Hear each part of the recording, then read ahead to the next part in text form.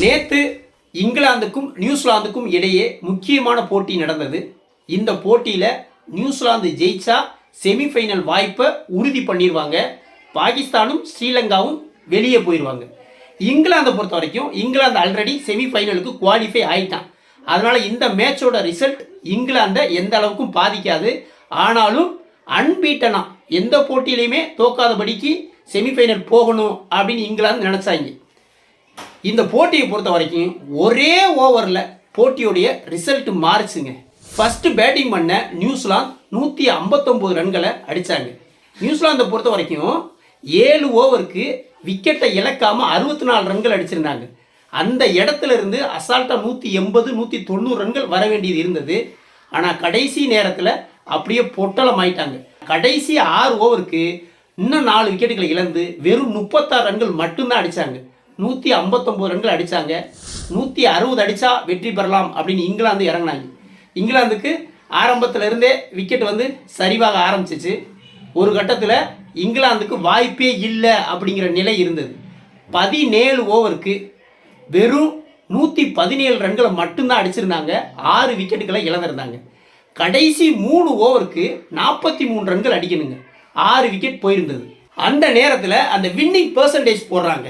என்ன போடுறான் அப்படின்னா, நியூசிலாந்துக்கு வெற்றி வாய்ப்பு 85% போடுறான். இப்போ 17 ஓவர் முடிச்சிருக்கும் போது இங்கிலாந்துக்கு 15% அப்படின்னு வின்னிங் ப்ரெடிக்ஷன் போடுறான். இப்படி தான் நிலவரம் இருந்தது. கடைசி 3 ஓவருக்கு 43 ரன்கள் அடிக்கணும். ரெகக்னைஸ்டு பேட்ஸ்மேன் பார்த்தா வில் ஜாக்ஸ் மட்டும் களத்தில் நிற்காப்புல, கூட ஒரு பவுலர் ரேயான் அகமது நிற்கிறாப்புல. அந்த 18வது ஓவரை பிலிப்ஸ் போட வர்றாப்புல. ஃபஸ்ட்டு பந்தில் வில் ஜாக்ஸ் ஒரு சிங்கிள் அடிச்சுட்டு போகிறாப்புல.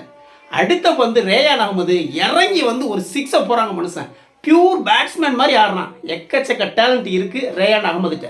அடுத்த பால் ஒரு சிங்கிள் அடிச்சுட்டு போயிடறாப்புல. கடைசி 3 பாலுக்கு வில் ஜாக்ஸ் அடித்தான் பாருங்க ஒரு அடி. அப்படி மிட்டானில் ஒரு 6, லோ புல்டஸாக வந்ததை ஸ்ட்ரைட்டில் ஒரு 4, லெக்கில் விழுந்த பாலை ஃப்ளிக் பண்ணி ஒரு 4, கடைசி 3 பந்துக்கு ஒரு 6 2 4 அடிப்பான்.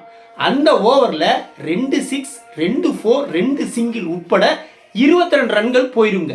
அந்த ஓவர் தான் மேட்சை அப்படியே இங்கிலாந்து பக்கம் மாற்றிருச்சு. தேவையான ரன்கள் 43. அந்த ஓவரில் 22 ரன்கள் போயிருச்சு. கடைசி 2 ஓவருக்கு 21 ரன்கள் அடிக்கணும். 19வது ஓவரை சாண்ட்னர் எடுத்துகிட்டு வர்றாப்புல. அந்த ஓவரில் ரேயான் அகமது ஃபஸ்ட்டு பந்தே ரிவர்ஸ் ஸ்விப்பில் 4 தூக்கி அடிக்காங்க. அதுக்கு பிறகு ஒரு சிங்கிள் அடிச்சுட்டு வராப்புல. அந்த ஓவரில் வில் ஜாக்ஸ் ரொம்ப ரிஸ்க் எடுக்கலை. ஏன்னா சாண்ட்னர் நல்ல பவுலர், அவுட் ஆகிடக்கூடாது, கடைசி வரைக்கும் நிற்கணும் அப்படின்ட்டு ரொம்ப ஹிட் பண்ணலை. அடுத்தடுத்து 2 2 ரன் அடிக்கிறாப்புல, ஒரு சிங்கிள் அடிக்கிறாப்புல. கடைசி பந்தில் ரேயான் அகமது இறங்கி ஒரு 6 போடுறாங்க. மனுஷன் என்ன பேட்டிங் ஆடுறாங்கனால அசந்து போயிட்டேன். அப்போ அந்த ஓவரில் ஒரு 6 ஒரு 4 2 2 ரன் 2 சிங்கிள் உட்பட 16 ரன்கள் வருது. 22 + 16 38 ரன்கள் அடிச்சிட்டாங்க 2 ஓவருக்கு. தேவையான ரன்கள் 43ல் 38 அடிச்சிட்டாங்க. கடைசி ஓவருக்கு 5 ரன் தேவைப்பட்டுச்சு. ஃபஸ்ட்டு 2 பாலில் சிங்கிள், அடுத்த பாலில் 4 அடித்து 19.3 ஓவர்களில் 6 விக்கெட் வித்தியாசத்தில் நியூசிலாந்தை வீழ்த்தி அன்பீட்டனாக செமிஃபைனலுக்கு குவாலிஃபை ஆகியிருக்காங்க இங்கிலாந்து. நியூசிலாந்தை பொறுத்த வரைக்கும் இந்த போட்டியில் தோற்றதுனால செமிஃபைனலுக்கான அந்த கியூவில் வெயிட்டிங் லிஸ்ட்டில் நிற்கிறாங்க. இப்போ நியூசிலாந்து தோற்றதுனால பாகிஸ்தானுக்கான வாய்ப்பு என்ன அப்படின்னா, ஸ்ரீலங்காவுக்கு எதிராக நடக்கக்கூடிய போட்டியில் அதிக ரன் ரேட் அடிப்படையில் ஜெயிச்சா பாகிஸ்தானுக்கு ஒரு வாய்ப்பு இருக்குது. நியூசிலாந்தை பொறுத்த வரைக்கும் என்ன ரன் ரேட் இருக்காங்கன்னா +1.39 ரன் ரேட் நியூசிலாந்து இருக்கிறாங்க. பாகிஸ்தானை பொறுத்த வரைக்கும் -0.46 அப்படிங்கிற ரன் ரேட்டில் இருக்கிறாங்க. இப்போ பாகிஸ்தான் என்ன மாதிரியான வெற்றியை ஸ்ரீலங்காவுக்கு எதிராக பெற்றா அரையிறுதி வாய்ப்பு பெற முடியும் அப்படின்னா, பாகிஸ்தான் ஃபஸ்ட்டு பேட்டிங் பண்ணாங்க அப்படின்னா கிட்டத்தட்ட 65 ரன்கள் வித்தியாசத்தில் ஜெயிக்கணுங்க. அப்படி ஜெயிச்சா நியூசிலாந்தை விட ரன் ரேட் அதிகமாக போகலாம், செமிஃபைனலுக்கு குவாலிஃபை ஆகலாம். சேசிங்கை பொறுத்த வரைக்கும் பாகிஸ்தான் ஸ்ரீலங்காவை எந்த அளவுக்கு கம்மியான ரன்களில் சுருட்டுறாங்களோ அந்த அளவுக்கு வாய்ப்பு இருக்குது. இப்போ 100 ரன்களில் சுருட்டிட்டாங்க அப்படின்னா அதை 12.1 ஓவர்கள் அடித்தா போதும். ஆனால் அதுக்கு மேலே அடிக்கிற ஒவ்வொரு 20 ரன்களுக்கும் ஒரு ஓவர் தான் அவைலபிள் இருக்குது. சப்போஸ் 120 அடித்தாங்கன்னா 12.5 அடிக்கணும். 140 அடித்தாங்க அப்படின்னா 13.3 அடிக்கணும்.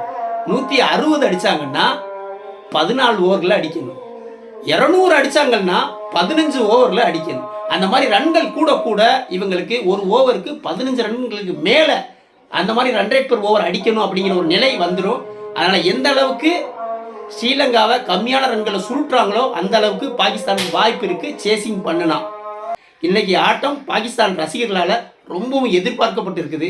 ஸ்ரீலங்காவை பொறுத்த வரைக்கும் ஆல்ரெடி வெளியே போயிட்டாங்க, அவங்களுக்கு ஃபார்மாலிட்டியான ஆட்டம் தான். ஆனால் பாகிஸ்தானை பொறுத்த வரைக்கும் இதில் ஜெயிச்சா உள்ளே போகலாம் அப்படிங்கிறதுனால ஒரு வெறித்தனமான ஆட்டத்தை வெளிப்படுத்துவாங்க. கன்ஃபார்மாக ஸ்ரீலங்காவை பொட்டலம் போட்டு செமிஃபைனலுக்கான வாய்ப்பை உறுதி செய்வாங்க அப்படின்னு பாகிஸ்தான் நம்புகிறாங்க. பொறுத்திருந்து பார்ப்போம். வீடியோ பிடிச்சிருந்தா லைக் கமெண்ட் பண்ணுங்கள், குறிப்பாக சப்ஸ்கிரைப் பண்ணுங்கள். மற்றும் ஒரு வீடியோவில் சந்திப்போம். நன்றி.